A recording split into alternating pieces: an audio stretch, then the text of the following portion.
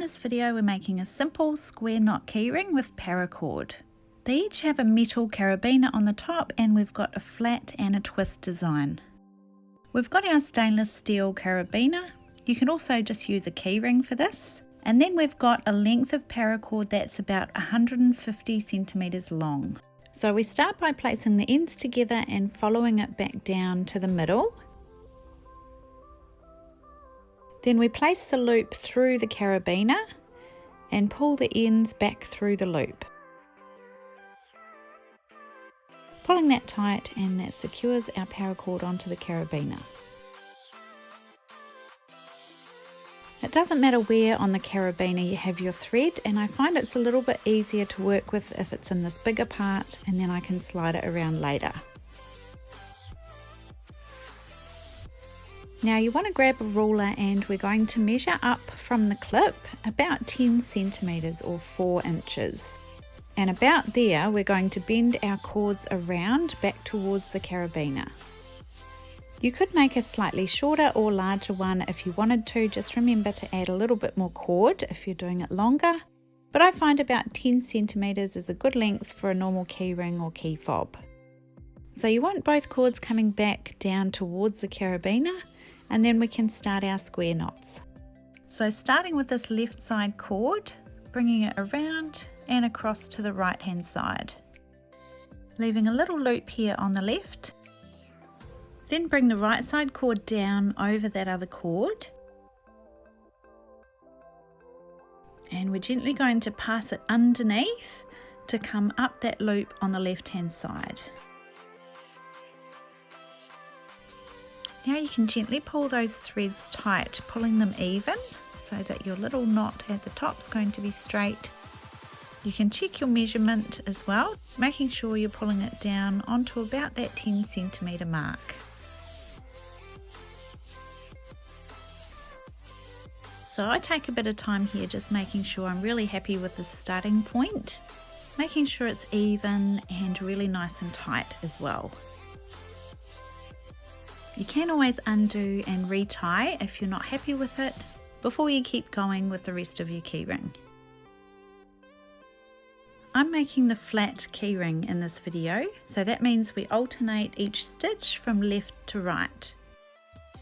So our first stitch we did was the left side stitch, so now this one is going to be the right side stitch. So bringing the right side cord around towards the left, leaving that little loop there. And then the left side cord comes down over and then underneath to come up that loop on the right hand side. Pulling that nice and tight. And now we're back to the left side stitch.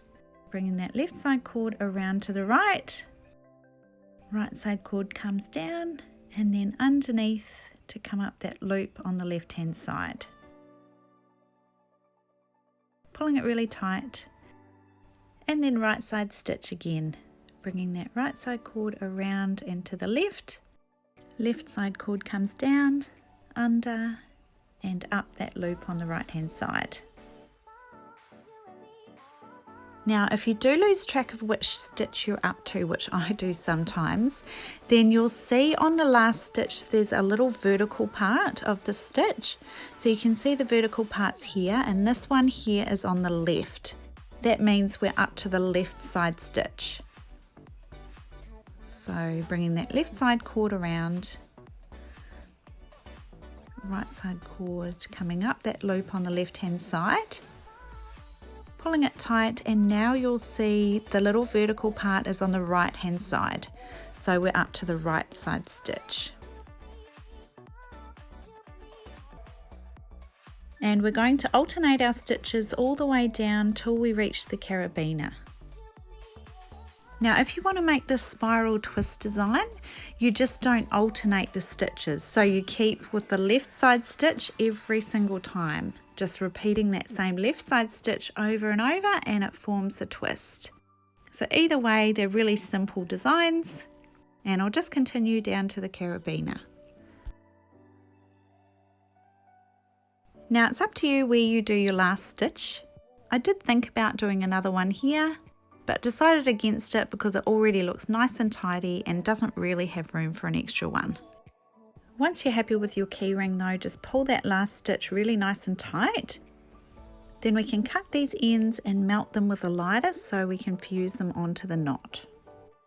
Make sure that you're really gentle with this part, melting the end, and I like to tap it with my scissors just to fuse it all together. Just doing one side at a time. You can spin your carabiner around if you haven't already. So there's your simple square knot keyring.